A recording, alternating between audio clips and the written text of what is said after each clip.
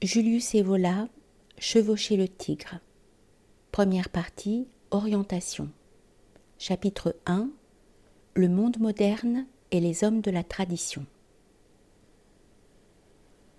Nous nous proposons dans cet ouvrage d'étudier quelques-uns des aspects de l'époque actuelle qui en font essentiellement une époque de dissolution, et d'aborder en même temps le problème du comportement et des formes d'existence, qui, dans une semblable situation, conviennent à un certain type humain. Cette dernière restriction ne devra jamais être perdue de vue. Ce qu'on va lire ne concerne pas l'ensemble de nos contemporains, mais uniquement l'homme, seul important pour nous, qui, tout en étant engagé dans le monde actuel, même là où la vie moderne est au plus haut point problématique et paroxystique, n'appartient pourtant pas intérieurement à ce monde, n'entend pas lui céder et se sent, de par son essence, d'une race différente de celle de la plupart des hommes d'aujourd'hui. La place naturelle d'un tel homme, la terre où il ne serait pas un étranger, c'est le monde de la tradition.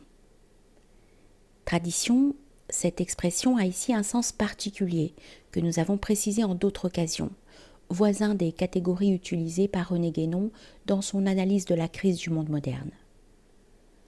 Selon cette acception particulière, une civilisation ou une société est traditionnelle quand elle est régie par des principes qui transcendent ce qui n'est qu'humain et individuel, quand toutes ses formes lui viennent d'en haut et qu'elle est tout entière orientée vers le haut.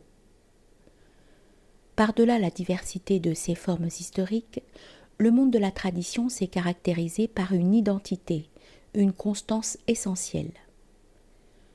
Dans d'autres ouvrages, nous avons essayé d'en préciser les valeurs, ainsi que les catégories fondamentales et immuables. Celles-ci constituent les bases de toute civilisation, société et organisation de l'existence, que l'on peut qualifier de normale dans le sens supérieur d'une signification rectrice. Tout ce qui a fini par prévaloir dans le monde moderne représente l'exacte antithèse du type traditionnel de civilisation. Et l'expérience montre d'une façon toujours plus évidente qu'en partant des valeurs de la tradition, en admettant qu'il y ait quelqu'un qui sache encore les reconnaître et les assumer, il est tout à fait improbable que l'on puisse, par des actions ou des réactions efficaces et d'une certaine portée, modifier d'une façon appréciable l'état actuel des choses. Il ne semble pas, après les derniers bouleversements mondiaux, que les nations non plus, que la grande majorité des individus, que les institutions et les conditions générales de la société non plus que les idées, les intérêts et les forces qui prédominent à notre époque puissent servir de levier à une action de ce genre. Il y a pourtant quelques hommes qui restent, pour ainsi dire, debout parmi les ruines, au milieu de cette dissolution, et qui, plus ou moins consciemment, appartiennent à cet autre monde. Une petite troupe semble disposée à se battre encore sur des positions perdues. Quand elle ne fléchit pas, quand elle ne s'abaisse pas à des compromis en se laissant séduire par ce qui pourrait lui assurer quelques succès, son témoignage est valable. D'autres, au contraire, s'isolent complètement, ce qui exige toutefois des dispositions intérieures et aussi des conditions matérielles privilégiées qui se font chaque jour plus rares. C'est en tout cas la seconde des solutions possibles. Il faut mentionner enfin les très rares esprits qui, dans le domaine intellectuel, peuvent encore affirmer les valeurs traditionnelles indépendamment de tout but immédiat, afin de développer une action de présence, action certainement utile pour empêcher que la conjoncture actuelle n'entraîne une fermeture complète de l'horizon, non seulement sur le plan matériel, mais aussi sur le plan des idées, et ne permette plus de distinguer d'autres échelles de valeurs que celle qui lui est propre. Grâce à ces hommes, des distances peuvent être maintenues. D'autres dimensions possibles, d'autres significations de la vie peuvent être indiquées à celui qui est capable de se détourner, de ne pas fixer seulement son regard sur les choses présentes et proches. Mais ceci ne résout pas le problème d'ordre personnel et pratique qui se pose, non à ceux qui ont la possibilité de s'isoler matériellement, mais à ceux qui ne peuvent ou ne veulent pas couper les ponts avec la vie actuelle, et qui ont de ce fait à résoudre le problème du comportement à adopter dans l'existence, ne serait-ce que sur le plan des réactions et des relations humaines les plus élémentaires.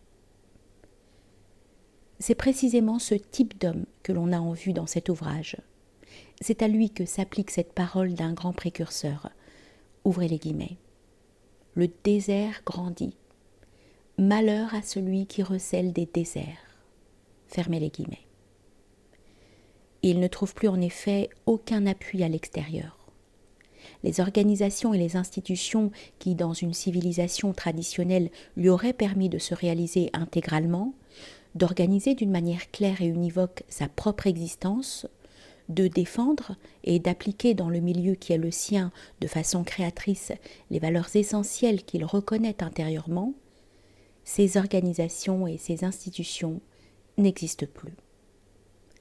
Il ne convient donc pas de continuer à lui proposer des lignes d'action qui, adéquates et normatives dans toute civilisation normale, traditionnelle, ne le sont plus dans une civilisation anormale, dans un milieu social, psychique, intellectuel et matériel complètement différent, dans un climat de dissolution générale, dans un système formé de désordre mal contenu et manquant, en tout cas, de toute légitimité supérieure. D'où les problèmes spécifiques que nous nous proposons d'étudier ici. Un point qu'il importe avant tout d'éclaircir concerne l'attitude à adopter à l'égard des survivances. En Europe occidentale notamment, subsistent des habitudes, des institutions, des coutumes du monde d'hier, c'est-à-dire du monde bourgeois, qui font preuve d'une certaine persistance. Quand on parle aujourd'hui de crise, c'est au fond de celle du monde bourgeois qu'il s'agit. Ce sont les bases de la civilisation et de la société bourgeoise qui subissent cette crise et sont l'objet de cette dissolution. Ce n'est pas ce que nous avons appelé le monde de la tradition.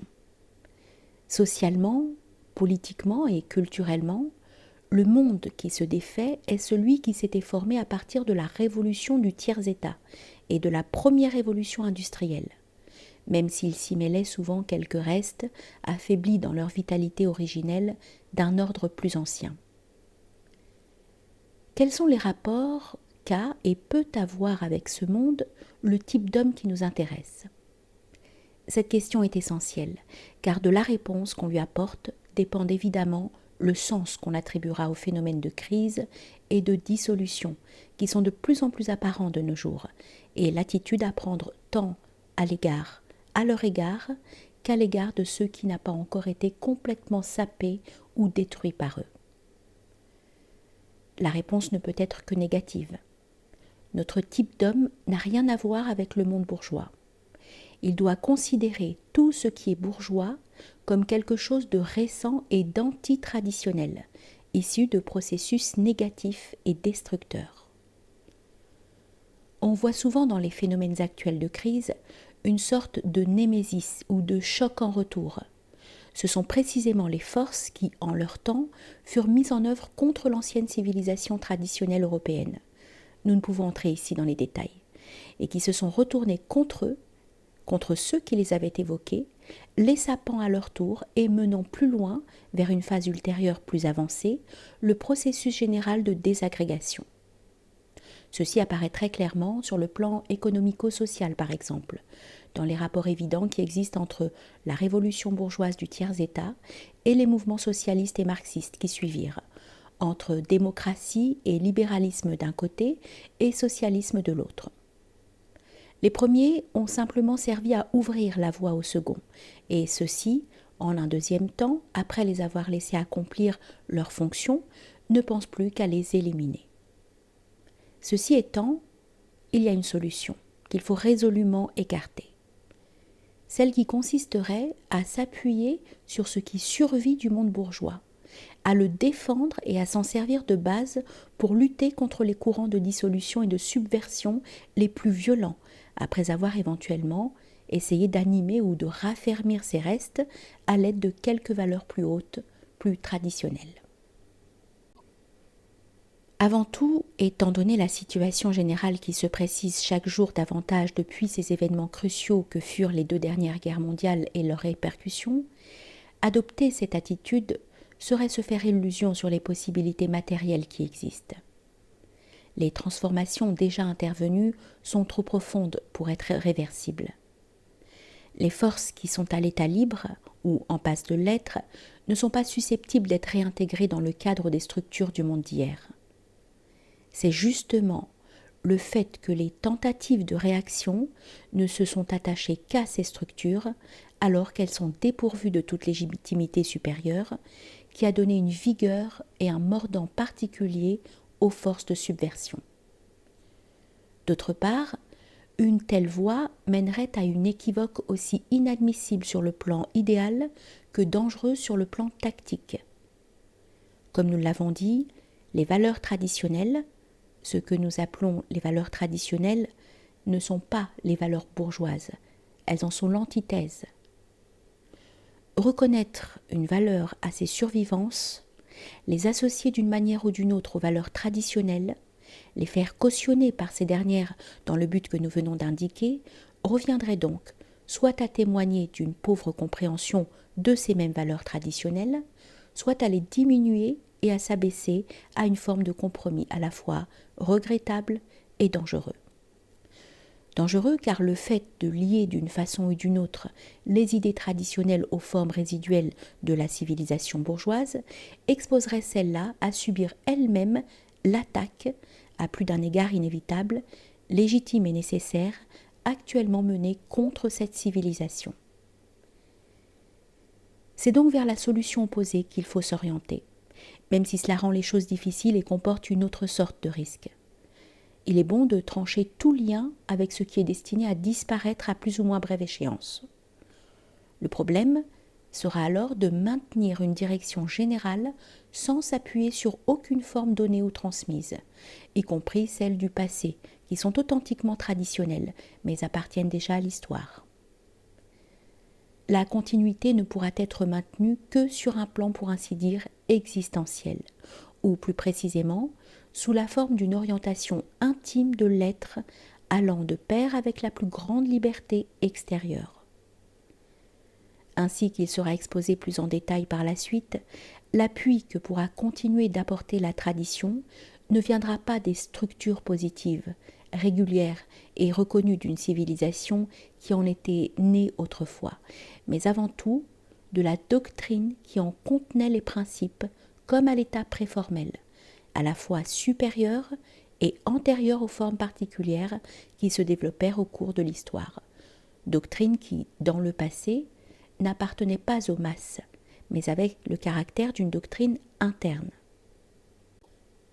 Pour le reste, étant donné l'impossibilité d'agir de manière positive dans le sens d'un retour réel et général au système normal et traditionnel, étant donné l'impossibilité d'ordonner organiquement et avec cohérence sa propre existence dans le climat de la société, de la culture et des coutumes modernes, il reste à voir dans quelle mesure on peut accepter pleinement un état de dissolution sans être touché intérieurement.